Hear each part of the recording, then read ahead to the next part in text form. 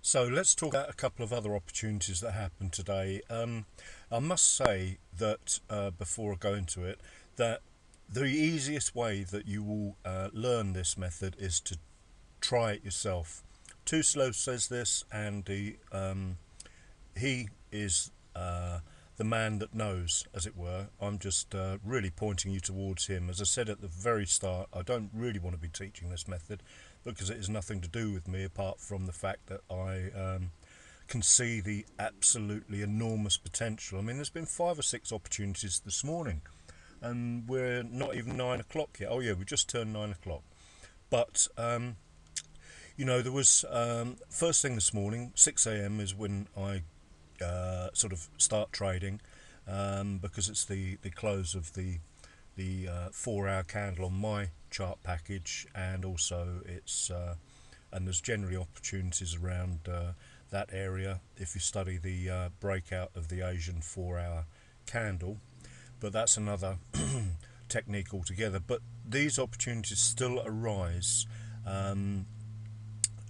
throughout the busier periods, and not just the busier periods. As I say, 6 a.m.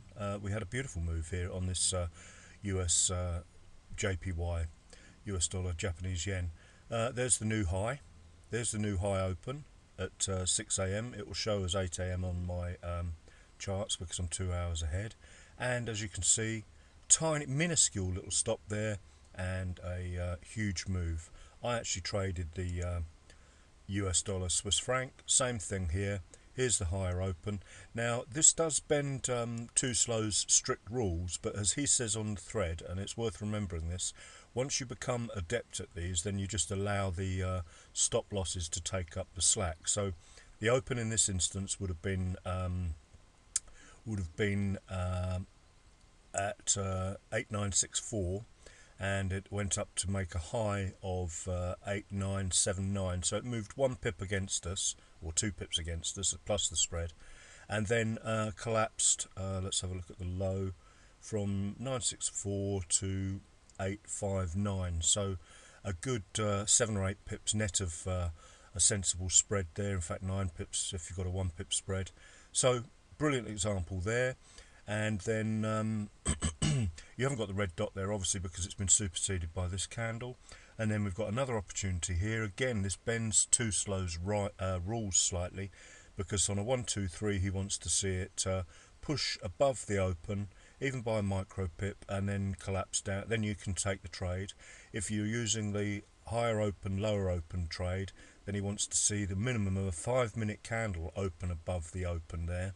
Hopefully that makes sense, and then take the trade. It's just a bit of a added safety blanket. The 1, 2, 3s are a derivative of higher open, lower open. Higher open, lower open are the safer trades to take. The 1, 2, 3s are for the more advanced trader. But I find at first I was happier with the 1, 2, 3s. So see what works for you. But I can't stress enough is get these indicators on your charts, and you don't need the buttons, but this is the important one that gives you all the levels automatically, and the alert, and just trade them, watch them, do it on demo, watch the failures, watch why they fail, analyze your losses more than your wins, to be honest with you, and you will learn faster, in my opinion. So again, this one from the open, tiny stop, as you can see, literally 2 or 3 pips above the high is what you need. A minimum of 9, and you'll get you'll in my opinion set 7 or 8 pips or 9 pips or whatever, and then you allow a bit of breathing space just for the odd one that pokes up above and then collapses down. But you will have to employ your own management rules, and as you can see, this one then went from the open down to 908 was the open, the low was 896, so 12 pips before spread on that one. So too low suggests you want to move your stop to take 5 pips or something, a percentage of the trade off, and move your stop to break even. Then you've got a free trade. It's great advice. So but work out your own money management rules, and some people will just scalp and grab the 5 pips and walk away. Take another example. That's up to them. So employ your own money management rules and you will be fine. There was another example that I actually traded on Euro Yen today. Where was that? Oh yeah, this open here again. I will take multiple examples if they're on the table. As you can see, again, this one pushed up against the broke the high. So if you're trading too slow, strict rules, you wouldn't take the entry on the higher open, lower open trade, but you might still be tempted to take the entry on the 1, 2, 3 trade. So read the rules yourself and you'll find out what's going on there. But once again, we can look at the open of the chart there. This was the 7 a.m. candle.